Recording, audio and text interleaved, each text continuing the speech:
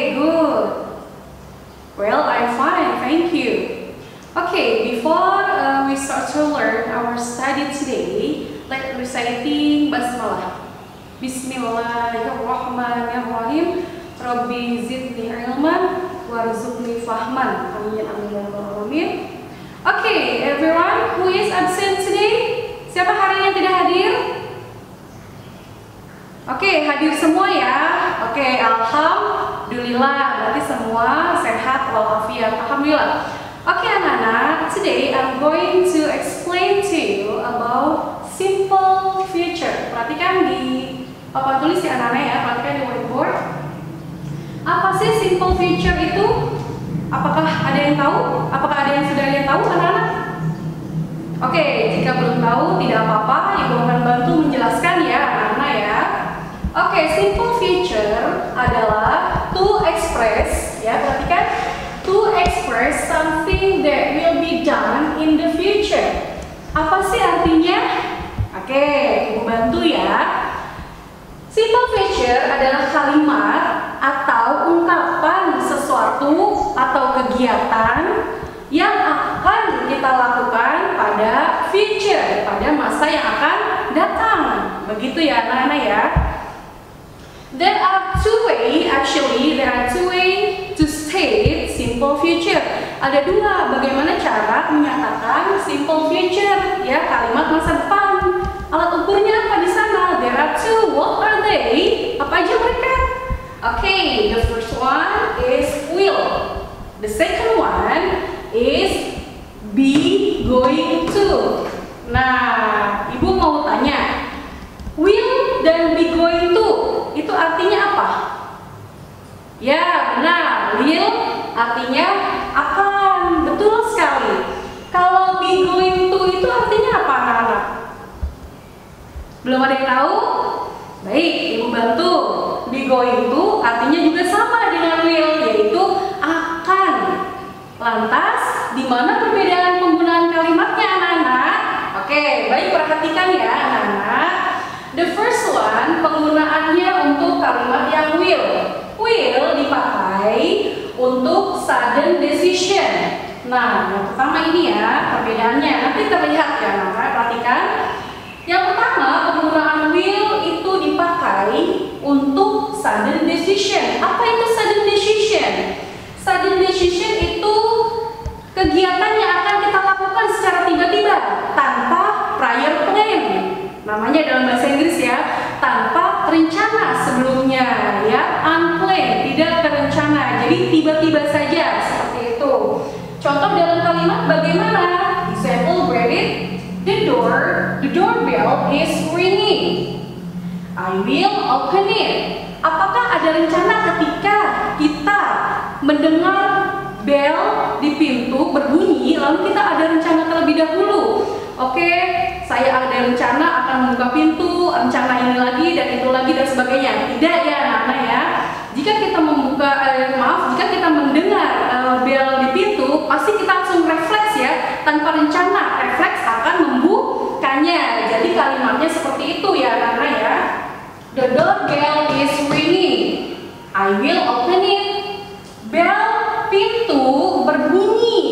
Saya akan membukanya. I will open it. Oke, sudden decision, tiba-tiba ya anak-anak ya. Oke, contoh selanjutnya digunakan untuk prediction. Nah, apa itu prediction? Prediction atau no evidence atau forecast, prediksi ya. Namun di sini prediksi hanya prediksi pengalaman pribadi saja ya, tanpa adanya bukti, no evidence. Atau hanya ramalan pribadi saja, our self thoughts ya. Jadi hanya pemikiran pribadi saja, gitu, prediksi diri sendiri saja tanpa adanya evidence, bukti ya. Contoh dalam kalimat, I think it will rain today. Saya rasa akan turun hujan hari ini ya. Apakah ada yang dilihat sebelumnya? Apakah misalkan contohnya saya melihat awan yang mendung, lalu saya bilang akan turun hujan hari ini, seperti itu? Tidak ya, di sini tidak ada bukti yang menyatakan bahwa akan turun, benar-benar turun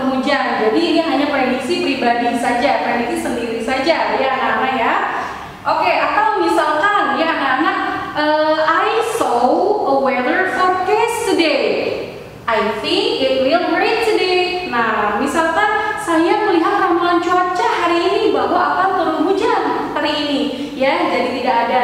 Jadi ini hanya prediksi perseorangan saja, ya, seperti itu, tanpa adanya evidence, ya, tanpa adanya bukti seperti itu. Nah, alat ukurnya apa biasanya dipakai untuk prediction ini? Yang pertama ada I think, yang kedua alat ukurnya yaitu maybe.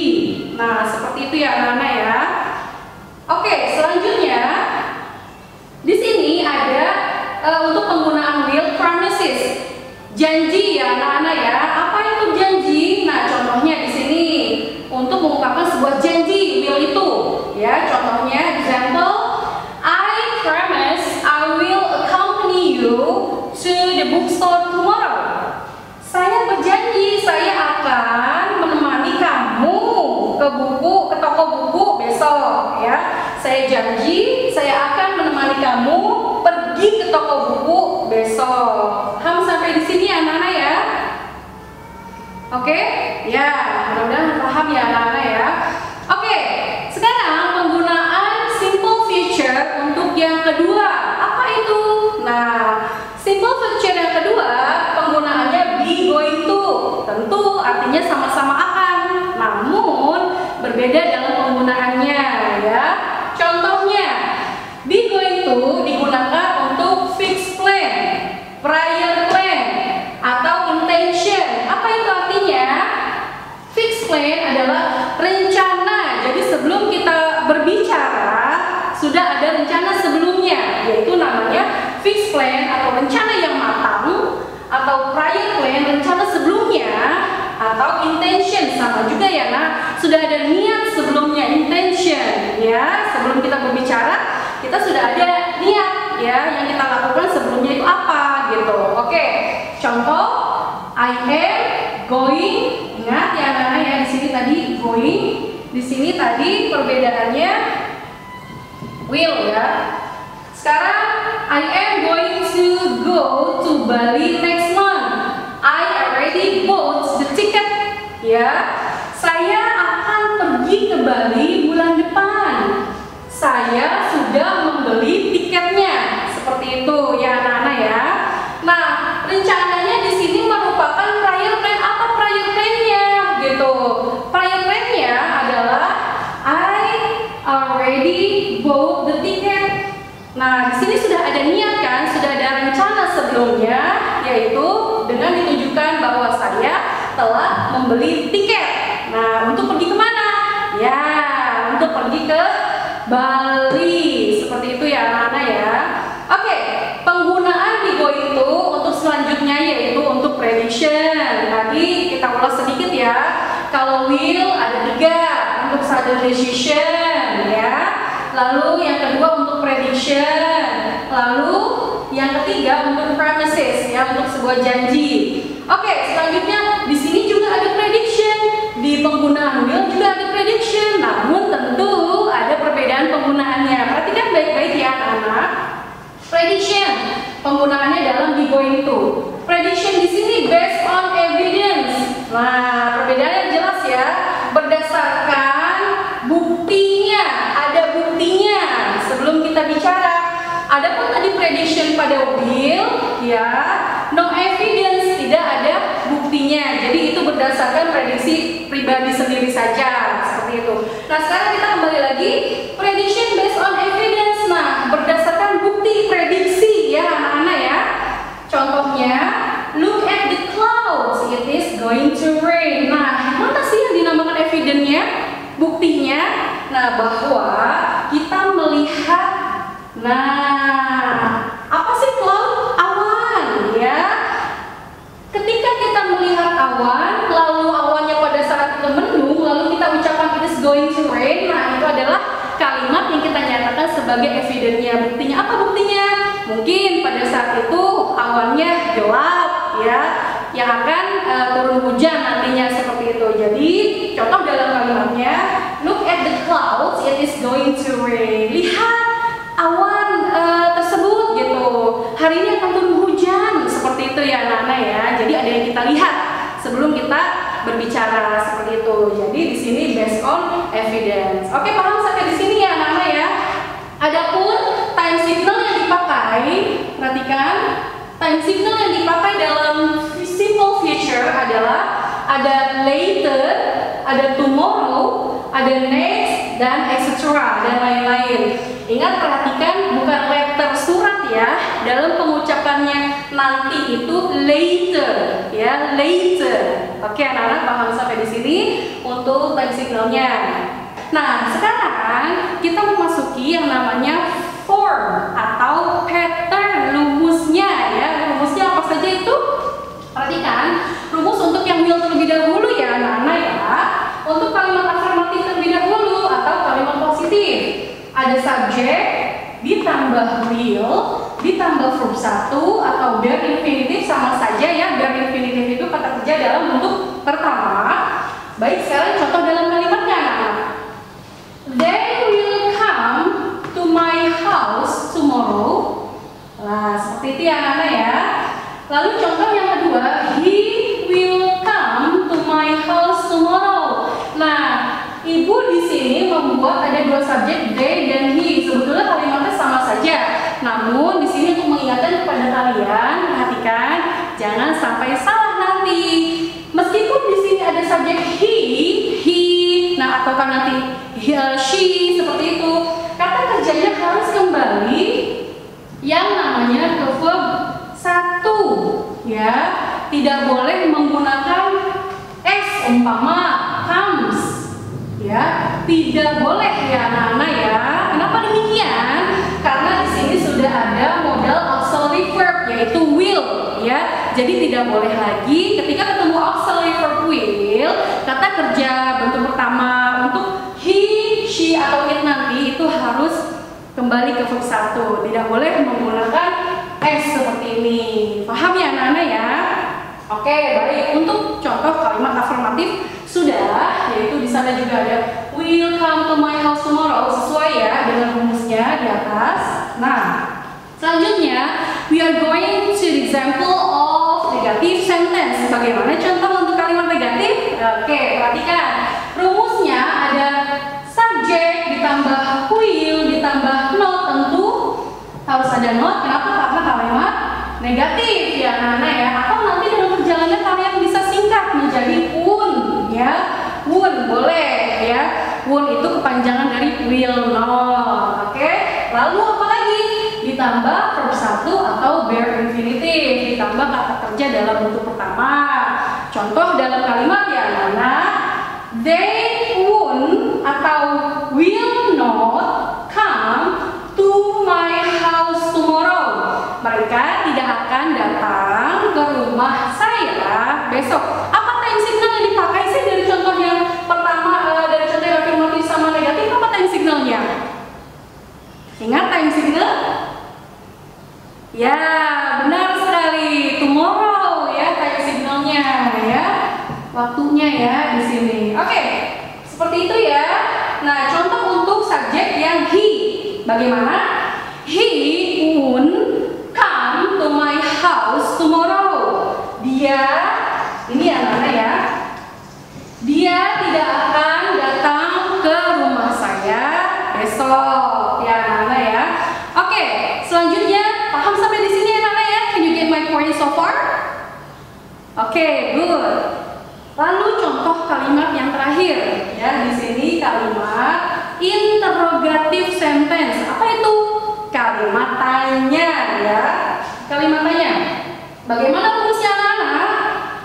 Di sini ada will ditambah subjek ditambah verb 1 atau tadi bisa juga disebut dengan bare infinitive ditambah question mark. Ini ya. Don't forget to always question mark at the end of the sentence of interrogative ya. Jangan lupa di akhir kalimat selalu tambahkan tanda tanyanya. Contoh dalam kalimat, perhatikan anak-anak. Nah, will-nya kalau dalam interrogatif dia harus berada pada awal kalimat ya. Will they come to my house tomorrow? Nah ya, akankah mereka datang ke rumahku esok atau besok? Contoh untuk yang subjek he, tadi day. Will he come to my house tomorrow? Nah, seperti itu ya anak-anak ya. untuk kalimat interrogatif tentu nadanya atau intonasinya harus berbeda. Sekali lagi Ibu contohkan, will he come to my house tomorrow? Nah, seperti itu. Can you get my point so far? Very good. Nah, sekarang kita beranjak ke rumus yang atau pattern rumus yang be going to. Bagaimana rumusnya? Kita mulai lagi pada kalimat afirmatif atau kalimat positif. Rumusnya itu ada subjek ditambah be. Be itu apa? To be. Ada ada is, ada are. Ya, ingat is, are. Lalu ditambah going to-nya, ya. Going to-nya ditambah verb 1, ya, kata kerja bentuk pertama. Contoh dalam kalimat, she is going to do her homework. Dia akan mengerjakan PR-nya. Ya, benar ya di sana ya. Ada to be-nya, ada subjeknya, ada going to-nya. Nah, kenapa di sini is to be-nya? Karena subjeknya she, ya, seperti itu. Maka harus ditulis she is. Nah, paham sampai di sini anak-anak? Baik, kita lanjut ya ke kalimat negatif. Rumusnya apa saja? Ada subjek, ada be masih ya, is, are, ditambah lagi di sini not. Kenapa not? Karena kalimat negatif. Yang mana ya not? Ditambah going to, ditambah verb 1 ya, kata kerja bentuk pertama atau bare infinitive ya. Contoh dalam kalimat she is not, atau nanti dalam perjalanannya ketika kalian membuat kalimat boleh disingkat menjadi isn't ya. Is not sama isn't itu sama saja, tidak apa-apa. Going to do her homework, dia tidak akan mengerjakan PR-nya. Itu ya anak-anak ya. Paham ya sampai di sini? Lalu yang terakhir, contoh dari interrogative sentence yang gua tanya. Tentu to be-nya berada pada awal kalimat, ya. Perhatikan. Nanti pemakaian to be-nya sesuai dengan kebutuhan kalian. Pada saat itu kalian menulis subjek apa, ya?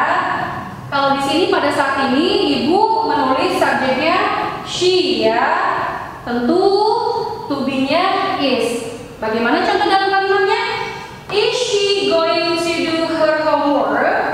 Apakah dia, perempuan, akan mengerjakan PR-nya? Nah, seperti itu ya anak-anak ya, penjelasan mengenai simple future pada hari ini dari Ibu. Nah, ada tugas buat kalian, buka halaman on page 28 ya, 28 at your textbook. Nah, di situ coba buka halaman 28 di buku teks kalian, buku paket kalian. Kalian kerjakan, lalu nanti hasil dari kerjaan kalian, hasil dari latihan kalian itu bisa kalian nanti kirim ke Ibu. Seperti itu ya anak-anak ya. Oke, terima kasih. Like we're saying hamdalah for today. Alhamdulillahirabbil alamin. Wabillahi taufiq wal hidayah. Wassalamualaikum warahmatullahi wabarakatuh.